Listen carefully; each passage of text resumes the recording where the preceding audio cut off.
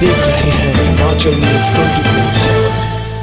हिमाचल प्रदेश में प्राकृतिक आपदा के बीच सेब का सीजन भी जारी है।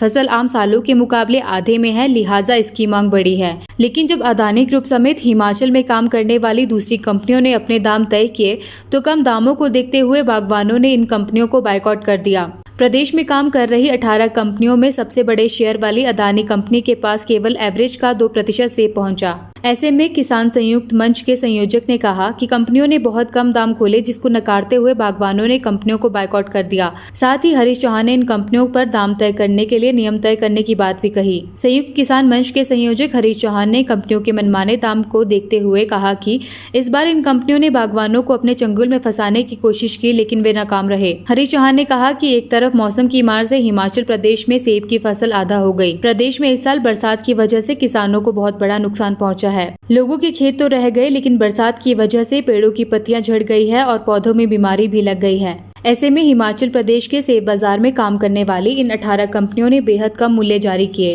उन्होंने कहा कि पहले जो रेट 10 तारीख के आसपास तय हो जाया करते थे, उन्हें 15 तारीख को जारी किया गया और बागवानों को फंसाने की कोशिश की, लेकिन वे नाकाम रहे। इस दौरान हरीश चौहान ने कहा कि कंपनियां मनमाने ढंग से रेट तय कहती है, जबकि नियम के अनुसार ऐसा नहीं किया जा सकता।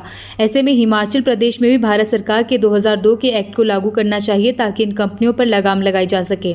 सबसे पहले तो इस बार सीजन जो है वो बुरी तरह से बागवानों का खराब हुआ है कि एक तो फसल बहुत कम थी पहले, और बरसात जो है हिमाचल प्रदेश में इतनी हुई है, इतनी बड़ी त्रासदी हुई है इस बार हिमाचल प्रदेश में। बागवानों के बहुत सारे जो है ऑर्चर्ड्स बह गए, बहुत सारा नुकसान बागवानों को हुआ और रेट में पतझड़ हो गया, बागवानों के ऑर्चर्ड्स में बीमारियां लग गई। और इस मॉनसून ने जो है हमारी फसल को, एक तो पहले ही आधी फसल थी उसको और आधा कर दिया। साथ में जो हिमाचल प्रदेश में 18 कंपनियां जो काम कर रही है, खरीदी सेब की करती है, जिसमें कि सबसे बड़ा प्लेयर अदानी है और अन्य बाकी कंपनियां हैं, मदर डेयरी है, चाहे देवभूमि है, चाहे बीजा है, बहुत सारी कंपनियां हैं। उनके जो रेट तय हुए वो रेट इस बार जो है लगभग 20 अगस्त के आसपास उन्होंने खोले, अदरवाइज 15 अगस्त के आसपास खुलते थे। और वो रेट जब मार्केट में सेब 150 के आसपास किलो के हिसाब से बिक रहा था, सरकार ने हिमाचल प्रदेश में, जैसे कि आप लोगों ने जो मेहनत हम किसानों बागवानों की थी, आप मीडिया के साथियों की थी, किलो के हिसाब से इस बार सेब बिकना शुरू हुआ। उसमें 150 तक सेब बिक रहा था और कंपनियों ने जो रेट खोला वो 95 रुपये के आसपास रेट खोला, 20 रुपये से 95 रुपये।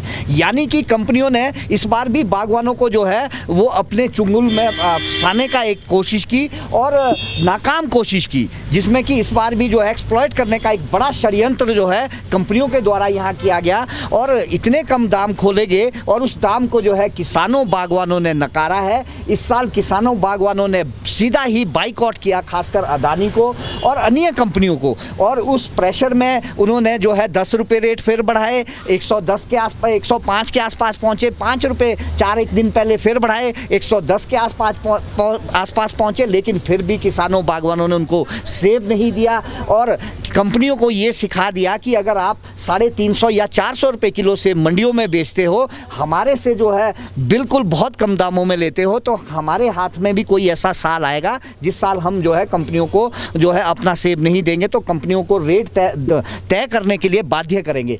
एक आप सबके चैनल के माध्यम से मैं बड़ी बात बताना चाहता हूं कि पिछली बार भी पूर्व की सरकार में भी बड़ी कोशिश की गई कि भी दाम तय किए जाए कंपनियों के द्वारा। उसमें कमेटी हाई पावर बनाई गई, जिसमें जब संयुक्त किसान मंच ने आंदोलन किया तो उस कमेटी का मैं भी सदस्य रहा, लेकिन यहाँ नियम कोई नहीं थे।